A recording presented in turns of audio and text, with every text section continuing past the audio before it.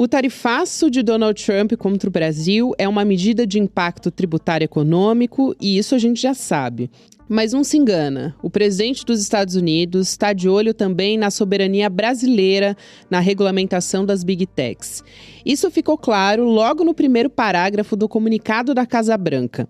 A medida é uma retaliação contra o que eles chamam de, abre aspas, ações sem precedentes para coagir de forma tirânica empresas americanas a censurar discurso político e remover usuários de plataformas, fecha aspas. O governo brasileiro entendeu o recado. O Geraldo Alckmin, vice-presidente e ministro do Desenvolvimento, se reuniu com representantes da Meta, Google, Amazon, Apple e outras Big Techs. Em pauta, a flexibilização da regulamentação das redes sociais e a concessão de benefícios fiscais para o setor. As plataformas apresentaram uma lista de demandas que vão ser negociadas daqui para frente numa mesa específica de trabalho. Segundo integrantes do primeiro escalão do governo, o Brasil está aberto a ouvir as empresas de tecnologia e dialogar. Mas, na prática, o tarifaço acaba sendo mais uma pedra no caminho já tortuoso da regulamentação das redes no Brasil. Quinta-feira, 7 de agosto de 2025.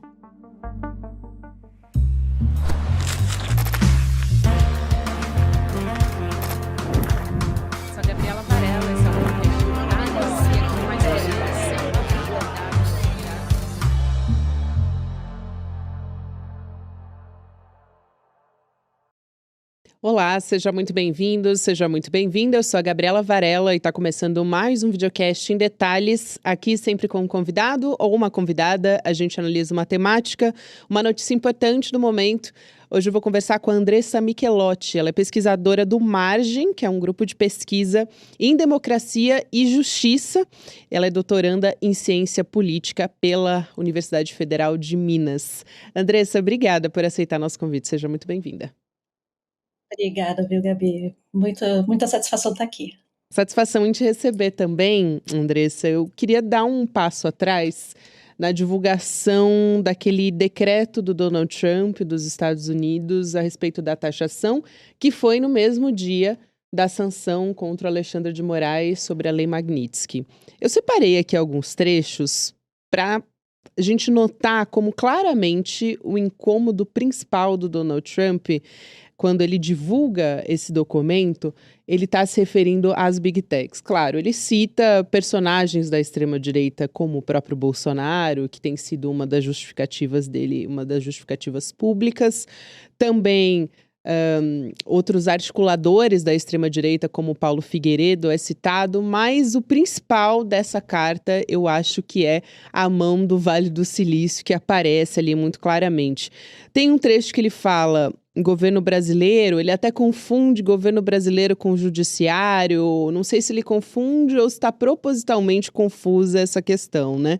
Mas diz que é o governo brasileiro que está tomando medidas sem precedentes para coagir, chama de forma tirânica e arbitrária empresas americanas a censurar discursos políticos, remover usuários de plataforma, entregar dados sensíveis de usuários americanos ou alterar suas políticas de moderação de conteúdo sob pena de multas extraordinárias, processos criminais, congelamento de ativos ou exclusão completa, a exclusão do mercado brasileiro. Então ele está falando aqui de medidas que o Alexandre de Moraes tomou ao longo desses últimos meses e também no último ano a respeito da regulamentação. O que a gente teve no caso do X, por exemplo, que ficou algum tempo sem um escritório no Brasil, teve que responder. O Alexandre de Moraes teve medidas bastante duras a respeito disso, também a contento do momento que a gente estava vivendo e ainda vive. Mas, enfim, me parece que é muito claro o recado do Donald Trump e da Casa Branca nessa publicação desse decreto, né? O que a gente está observando, e a gente pode ir para o início do ano, provavelmente, e analisar já com a Europa, né? Porque lá na Europa também ele já estava soltando algumas cartas, e teve uma específica que ele que o título da carta era defendendo as empresas de tecnologia, ou as empresas americanas, contra a extorsão internacional e de multas e penalidades injustas. Isso na Europa, porque a Europa tem uma regulação muito forte, que eles também estão, não é só no Brasil que se debate isso, né? Como o vice-presidente Alckmin já falou isso, que a regulação está sendo debatida em vários lugares do mundo. O Brasil não é exceção. Lá ele tem uma briga muito forte com a Lei de Serviços Digitais, a DSA, que ele acha que é uma lei de censura, isso na União Europeia. O DMA, o Digital Markets Act, também, que é a Lei de Mercados Digitais, também na União Europeia. E ele se estende também para Inglaterra, né? A Inglaterra agora está debatendo o Online Safety Act, que é uma lei de segurança online, um ato de segurança online para proteção infantil, né, que o Trump também está indo contra. E é uma coisa que o ministro do Tesouro lá da Inglaterra já falou, que a segurança infantil não é negociável nessa questão de tarifa. Então, acho que essa frente, o que vem para o Brasil, óbvio, existe uma questão que o Brasil está lutando muito pela sua soberania digital, né, e vamos colocar, existem as leis todas que estão sendo debatidas, né, em todas as frentes. Existe essa questão do artigo 19 do Marco Civil da Internet, mas eu vejo isso como uma tendência que não é só específica ao Brasil. Tá? Eu acho que a gente tem que olhar a questão do Brasil como essa questão não é só Big Tech, não é só Bolsonaro, não é só também os BRICS, que a gente tem que colocar os BRICS nessa equação também. Porque a primeira carta do Trump veio logo depois do início de julho da reunião dos BRICS, que eles saíram já com um acordo, né, acho que um comunicado, melhores práticas com relação à IA, inteligência artificial. E com isso, os BRICS estão olhando por uma questão sul-global, né, de governança de plataforma, de soberania, de respeito às nossas questões únicas, né, de uso de tecnologia. Isso também é um problema. Nesse debate todo, isso também é um problema para Trump, né, porque isso afeta diretamente as plataformas. Sim, as plataformas elas vão entrar na parte da negociação, acho que isso vai ser, não na negociação, mas na parte do debate, né? Acho que Trump sempre vai olhar, porque ele está brigando muito forte com essa questão de inteligência artificial, está defendendo já desde o início, desde quando o Mark Zuckerberg já emitiu o comunicado dele no início do ano, né? Que ele falava que ia defender a liberdade de expressão, né? E ia trabalhar com o governo dos Estados Unidos com relação a isso, citou em específico a mesma linguagem que Trump usou na carta dele, o Zuckerberg também usou, né? Quer dizer, o Zuckerberg usou e Trump também usou a mesma linguagem, que é essa questão das ordens de censura secretas e ilegais contra as plataformas e todas as ameaças de multa e expulsão no Brasil. Acho que a linguagem é a mesma, mas eu acho que isso está sendo uma tendência não só no Brasil, a gente também está vendo isso na Europa, e obviamente eu acho que no Brasil existe essa questão que não é só uma questão Brasil, que eu vou trazer, que é uma questão... O Brasil está num ponto muito de destaque nisso, né? Essa defesa da soberania, né? Essa defesa da soberania digital, da própria soberania das questões regulatórias digitais, ele está num ponto de destaque, mas também é sobre uma posição de liderança, né, eu diria no sul global e até no mundo, porque o que acontecer aqui no Brasil pode repercutir em outros locais. E tanto as plataformas quanto os Estados Unidos, o que eles querem é evitar precedente, né? Acho que isso é uma tendência. Plataformas, Estados Unidos sempre foram contra regulação, obviamente a gente está com Trump agora, que é uma posição um pouco diferente de Biden, porém sempre foi um ambiente contra a regulação, não importa onde, elas sempre brigaram muito, né? Sempre fizeram muito lobby. Então, acho que vindo Trump, acho que é mais colocar mais uma força nisso, e ele usaria já estava indicando isso desde o início do ano, né, junto com o anúncio de Zuckerberg. Nossa, muito bom, Andressa. Eu anotei vários pontos aqui do que você falou. Alguns eu quero desenvolver um pouco mais com você. Essa questão me chamou muita atenção, a soberania digital brasileira. Quando a gente olha para o BRICS, um dos pontos ali que a gente, vamos dizer, dá para inferir que o Donald Trump ficou incomodado com essa reunião do BRICS também, porque envolvem agentes importantes, a própria China, que tem uma relação comercial muito importante com o Brasil. Também tem a questão da ameaça à hegemonia do dólar, mas ali inteligência artificial também é uma das bandeiras, é um dos pontos discutidos no BRICS para tentar encontrar, desenvolver uma abordagem conjunta de todos esses membros, né? Para que a gente tenha uma segurança garantida, uma tecnologia que se desenvolva de uma maneira mais sustentável. Esse é o objetivo, o que diz ali, né? Para reduzir as desigualdades, esse é o objetivo desses agentes do BRICS. Agora, quando a gente olha para esse ponto, dessa posição de liderança, que talvez os Estados Unidos estejam cautelosos para que o Brasil não assuma essa posição e não abra esse precedente, você é muito certeira em dizer, já tem outros países que estão fazendo isso. A Europa, por exemplo, é um dos grandes modelos quando a gente olha para essa regulamentação. Eu queria que você trouxesse um pouco sobre o precedente que outros países já abriram, talvez abriram caminho até para que o próprio Brasil possa caminhar levando em conta todas essas nossas particularidades, né?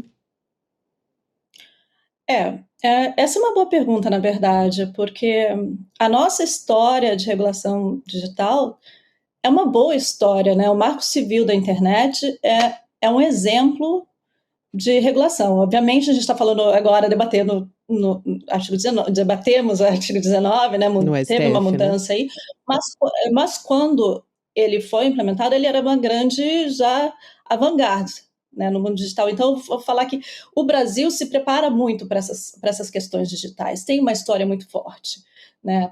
Obviamente, a Europa também tem as suas peculiaridades, eles começaram também com grandes ondas de regulação, mais ou menos na mesma época do Marco Civil da Internet, eles também já estavam debatendo há tempo, implementaram certas leis, né, na Alemanha ou na União Europeia como um todo. O que eu vejo, na verdade, é que existe um efeito na Europa que se fala que é o efeito Bruxelas, né? Então, o efeito Bruxelas seria uma regulamentação, ela é aprovada na Europa e existe essa questão que a Europa imagina que isso vai ser disseminado, outros países vão começar a abordar certas regulamentações. Existe isso. Mas o que eu acho é o seguinte, algumas regulamentações, elas são aprovadas lá e elas passam, obviamente, muito lobby das plataformas, obviamente tem todo o debate, toda a negociação por trás, e elas passam e seguem, né? Aqui no Brasil, ela existe também, é o segundo polo que eu diria, né? Que eu diria que é onde existe, é um polo de briga mesmo, porque se passar no Brasil, pode ser que isso esteja feito na América Latina, pode ser que tenha feito em Sul Global, e quando a gente fala de Sul Global, a gente está falando de grandes países com grandes números de usuários, como a gente pode pensar na Indonésia, a gente pode pensar nas Filipinas, na Índia. Isso tudo se torna exemplo, né? E eu acho que essa conexão, acho que não existe ainda exemplos de precedentes que eu não colocaria Europa, Brasil. Existe uma inspiração, obviamente, existem canais de comunicação, né, que passam de um para o outro, mas acho que cada um tem sua peculiaridade. E tanto os Estados Unidos quanto as plataformas, eu acho que elas vão brigar nas duas frentes, nas duas áreas, sabe? Tanto lá quanto aqui. Obviamente, existe essa questão, por exemplo, da taxação das plataformas, né? Existe um debate de taxação e acho que é isso.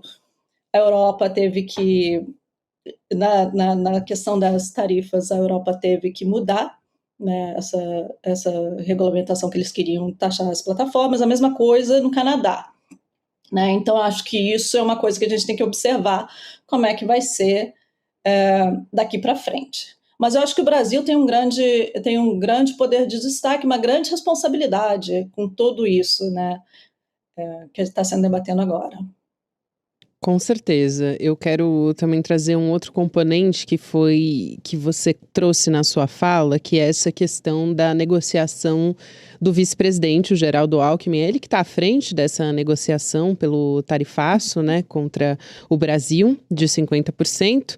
E ele sentou à mesa com as grandes empresas do Vale do Silício. Então, não foi a primeira vez que ele teve essa reunião, mas o que chamou a atenção foi o que foi ventilado nos bastidores, porque a reunião foi pública, ele falou a respeito dela, a questão foi o que foi apurado pela imprensa a respeito do que foi tratado nessa reunião. E dentre as negociações, está na mesa ali também, até ouvi o Guilherme Bausa, jornalista, falando sobre isso na Globo News, sobre está sendo cogitado também a concessão de benefícios fiscais para essas empresas. O que sempre foi colocado na fala do presidente Lula é que a regulamentação aqui no Brasil é um ponto-chave, é negociável, enfim. Então, se levantou essa preocupação a partir dessas negociações. Eu queria te ouvir a respeito disso, porque tem um outro braço dessa história, são dois, né? Tem essas reuniões do Alckmin e tem também a declaração do secretário, na verdade, o encarregado de negócios da Embaixada dos Estados Unidos no Brasil, um crédito enorme aqui, mas para dizer certinho aqui, que é o Gabriel Escobar, ele conversando com representantes, né, dos dois lados, ele fala sobre a possibilidade de negociação de terras raras, né, assim, a intenção de encontrar talvez acordos com o Brasil de aquisição desses minerais que são considerados estratégicos.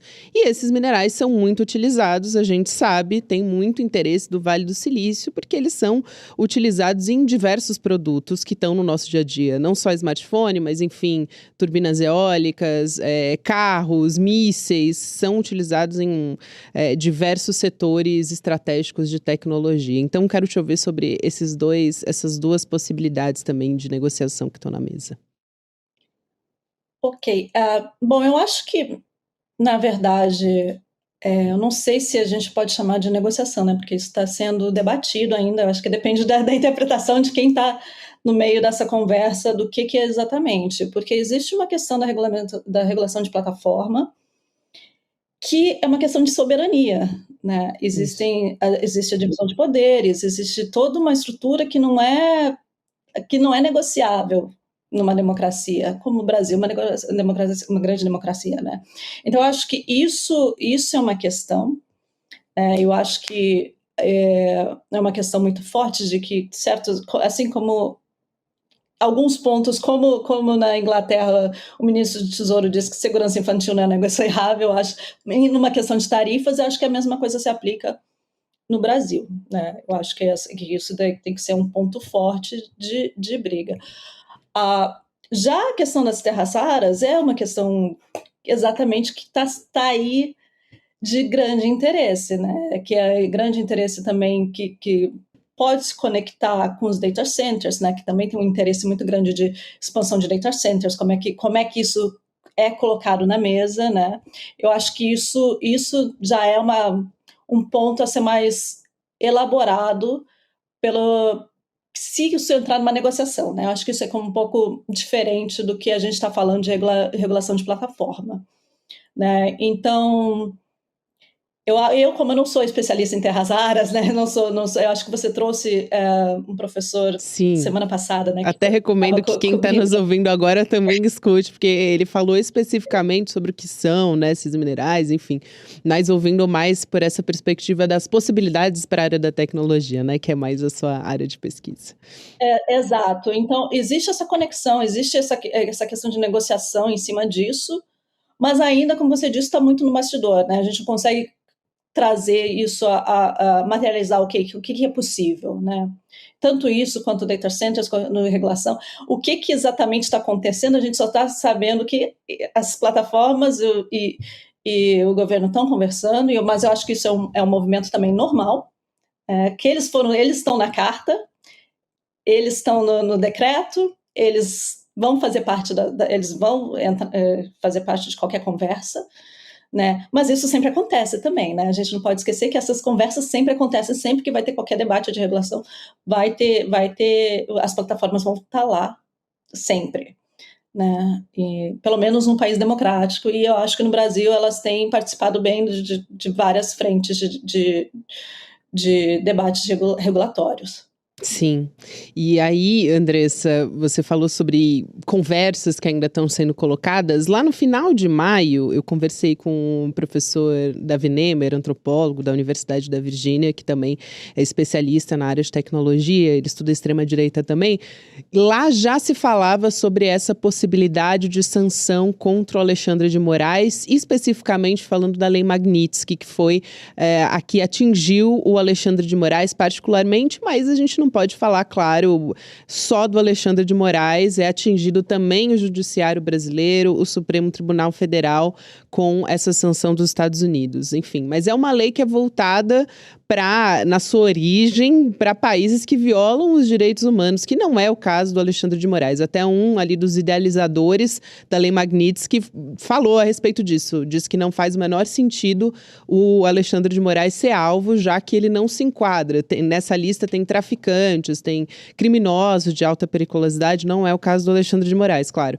Mas o professor Davi Nemer, ele já alertava sobre como o Elon Musk era um desses agentes que tinham acesso, ainda tem em certa medida, porque eles estão meio brigados, né? Mas um acesso ao Donald Trump em alguma medida, que estava liderando essa frente justamente porque o Alexandre de Moraes tem um entendimento que é muito atual sobre como as Big Techs têm que ser regulamentadas. Então, eu quero te ouvir sobre isso, sobre o quanto isso pesa, né? Porque é claro que tem outros componentes que pesam também nessa balança. Não é só a questão das redes sociais, tem a questão da extrema-direita. Ele também é o responsável, está muito à frente simbolicamente do julgamento do 8 de janeiro.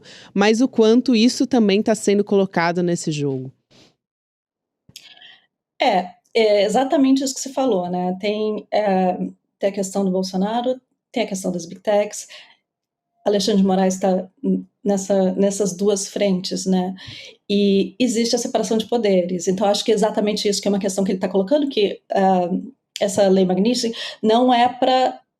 Ele não quer nenhuma interferência, exatamente, ele está sofrendo as sanções, mas ele não quer, ou deve sofrer as sanções, acho que em breve, mas ele não quer nenhuma interferência, exatamente isso, porque os poderes são separados, né? Como a própria carta inicial do Trump, que era com relação às tarifas, ele colocou uma imposição de 50% de tarifas num país que compra mais dos Estados Unidos do que vende para os Estados Unidos, que não é uma justificativa comercial, econômica, é um grande saco de gatos, né? Porque cai de tudo ali, né? Eu acho que eles estão tentando achar de qualquer maneira realmente achar um modo de interferência para realmente atender às necessidades de Trump ou do governo norte-americano, seja lá ou políticas e econômicas, né? Porque você pega as Big Techs, pega a questão política, acho que essas duas, existem essa junção de dois elementos muito fortes, né? Então, eu acho que a gente já está vendo que realmente essa lei não tem nada num país democrático como o Brasil, né? Com Alexandre de Moraes, seja lá qual seja a opinião da sua condução, né? Ele está sendo sancionado por questões que não tem nada a ver com a lei, pelo nosso entendimento, né? Que são questões exatamente como você falou, de direitos humanos. Isso não é uma questão de direitos humanos, né? Então, é um momento interessante da história para a gente ver a que ponto é uma interferência, né?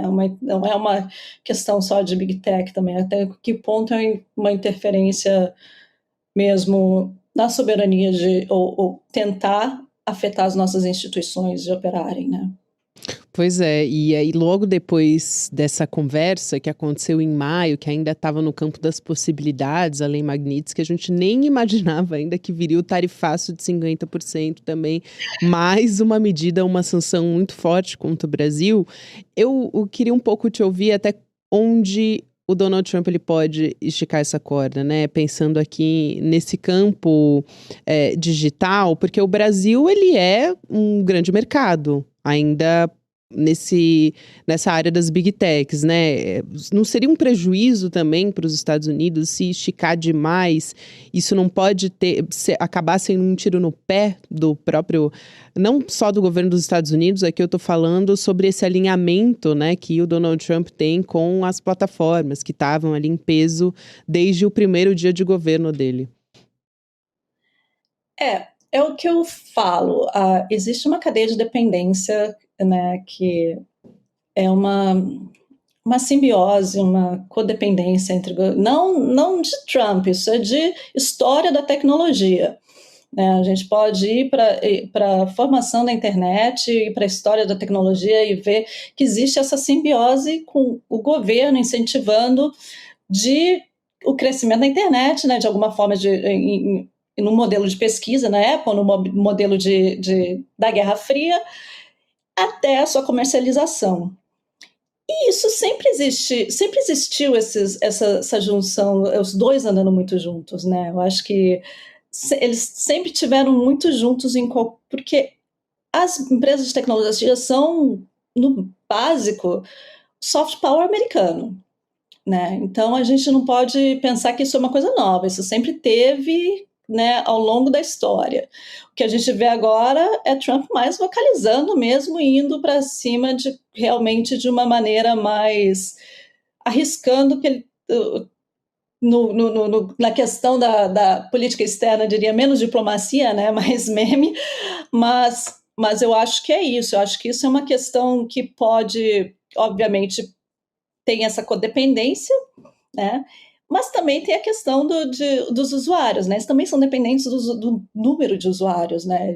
As plataformas, elas trabalham com volume de dados. A gente já sabe a história que nós somos produto e tudo mais, né? Que a gente está fornecendo dados, a cada clique é a operação das plataformas. Mas existe o Brasil, que acho que o quinto mercado para a maioria das plataformas, né? Tirando o WhatsApp, que a gente pode entrar no segundo depois da Índia. E aí a gente vai ver também que existem outros países nessa mesma condição, e eles não só olham para o mercado atual, o número de usuários, né? Que se você pensar bem, também tem que fazer o cálculo de reais, né? A gente está falando em reais versus dólar, como é que funciona a conta no final. Mas a gente está falando do volume de dados, acho que isso é uma questão muito importante, né? Engajamento. A gente está falando de uma sociedade hiperdigitalizada, né? Onde a absorção de tecnologia é de uma hora para outra. A gente sabe que, historicamente, desde que entrou no Brasil, somos muito digitais. Então, eu acho que essa questão também, né? Eles não que acho que o Brasil também tem esse problema que também nós somos dependentes, né, da tecnologia. Então, está todo mundo meio que interligado nessa, tentando realmente, o que vamos fazer para todos. O problema é agradar a todos, né? No final, que será impossível. Mas eu diria, elas podem perder? Podem, mas eu acho que também é uma negociação muito complexa, né? Se isso for para uma negociação. Existe uma questão que a gente pode ir para questões das terras raras, dos metais das terras raras, a gente pode ir na questão dos data centers, né, no Brasil, a gente pode ir também, de repente, numa movimento de plataforma que sai uma migração, né? Por exemplo, na Europa existe um movimento muito grande para as pessoas migrarem para plataformas locais, né? Então tem isso também, né? Existe o próprio movimento das gerações do consumidor ou dos usuários que pode afetar essa relação toda. Isso é muito importante. Andressa, adorei te receber aqui. Muito obrigada e com certeza a gente vai voltar a se falar porque esse tema está sendo muito discutido. Acho que um dos principais assuntos, né, que estão sendo colocados na nossa rota de colisão da guerra comercial e no campo da política também. Muito obrigada, querida. Obrigada, viu? Tchau, até a próxima. Você fica com o Mercado Investimentos, depois tem o Rolê CL e você pode ouvir em detalhes todos os dias nas plataformas de áudio em qualquer momento do seu dia. Até amanhã. Ele é um dos maiores intelectuais do mundo e escreveu o livro que é a referência em todo canto para as pessoas entenderem como as democracias morrem. A gente está falando de Daniel Ziblatt. um professor, um acadêmico, um escritor demandado no mundo inteiro para palestras, reuniões, aulas e que vai estar com a gente com exclusividade no ICL no dia 28 de agosto, uma quinta-feira às 8 horas da noite, para nos dar exatamente essa aula. Como as democracias morrem. Não existe um momento mais importante da nossa história para a gente assistir a essa aula. Vai ser gratuita e online. Então vocês não podem perder essa oportunidade. Chame seus amigos e amigas para participar também. E vamos aprender com Daniel Ziblatt como as democracias morrem para poder manter a nossa bem vivinha. O ICL está em todo lugar, na palma da sua mão, na TV da sua casa e até nos seus ouvidos. Para ir além da manchete e mergulhar com apuração e contexto de verdade, acesse iclnoticias.com.br. Siga o ICL, compartilha e vem com a gente. Informação para quem pensa.